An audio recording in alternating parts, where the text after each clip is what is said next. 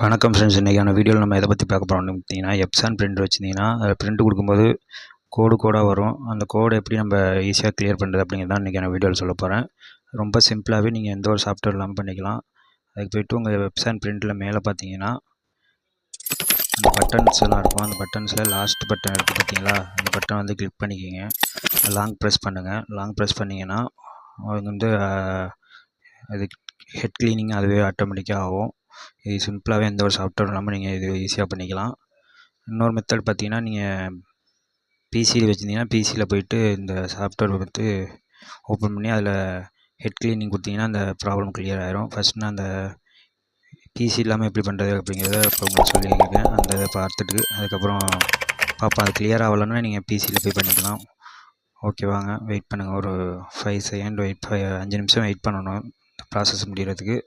முடிஞ்சதுக்கப்புறம் மறுபடியும் பிரிண்ட்டு கொடுத்து பாருங்கள். அந்த பிரிண்ட்டில் உங்களுக்கு கரெக்டாக வந்துச்சுன்னா நீங்கள் அப்படியே யூஸ் பண்ணிக்கலாம். அப்படி இல்லைனா நீங்கள் பிசியில் போய்ட்டு அந்த சாஃப்ட்வேர் ஓப்பன் பண்ணி அதில் க்ளீன் பண்ணலாம். அது எப்படிங்கிறத சொல்கிறேன். ஃபஸ்ட்டு இந்த பிரிண்ட்டு கொடுத்துருக்கேன், பார்ப்போம் வந்திருக்கு. மறுபடியும் அதே மாதிரி தான் கோடாக வருது.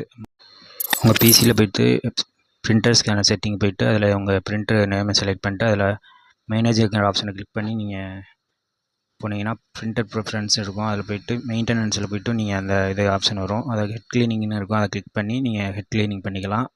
ரொம்ப ஈஸியாகவே பண்ணிக்கலாம். அது ஒரு 5 மினிட்ஸ் ஆகும். வெயிட் பண்ணுங்கள். 5 மினிட்ஸ் ஆனதுக்கப்புறம் பிரிண்ட்டு செக் பண்ணி பாருங்கள். செக் பண்ணி பார்த்து அதில் பிரிண்டர் கோடு எதுவும் இல்லைன்னா நீங்கள் பிரிண்ட்டு யூஸ் பண்ணிக்கலாம். 2 மெத்தடில் நீங்கள் யூஸ் பண்ணி பார்த்துக்கலாம். இது போன்ற வீடியோக்கு என்னோடய சேனலை வந்து சப்ஸ்கிரைப் மட்டும் ஃபாலோ பண்ணி வச்சுக்கோங்க.